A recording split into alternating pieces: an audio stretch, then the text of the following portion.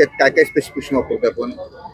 आज तुळजापूर शहरामध्ये आम्ही 62 जागावरती 233 कॅमेरे, वेगळे वेगळे प्रकारचे जे कॅमेरे आहेत त्यामध्ये काही ANPR कॅमेरे आहे, काही PTZ कॅमेरे आहे,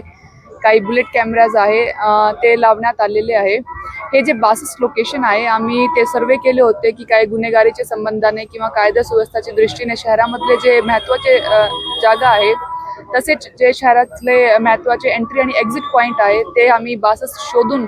आणि सर्वे करून आज त्यावरती कॅमेरे लावण्यात आलेले आहे. हे जे कॅमेरे आहे त्यामध्ये ते कॅमेऱ्यासोबतच आम्ही त्यामध्ये 2 वे कम्युनिकेशनसाठी SOS सिस्टम काही जागावरती केलेलं आहे की तिथले असलेल्या नागरिकांना कुठली मदतची जर गरज वाटली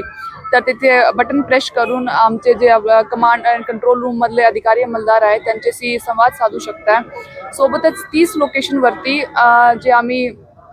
PA सिस्टम लावण्यात आलेलं आहे की त्या सिस्टममध्ये काही प्रॉपर्टी क्राईमच्या अनुषंगाने आहे किंवा ट्रॅफिक अनुषंगाने किंवा गर्दी नियंत्रण अनुषंगाने काही सूचना द्यायची असतील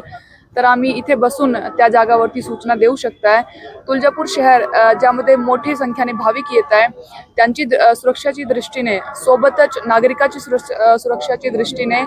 आणि वाढलेले प्रॉपर्टी क्राईम आहे किंवा बाकी गर्दी नियंत्रणचे आणि कायदा सुव्यवस्थेचे प्रश्न आहे, त्यासाठी हे जे प्रोजेक्ट आहे हे खूप महत्त्वाचा ठरणार आहे.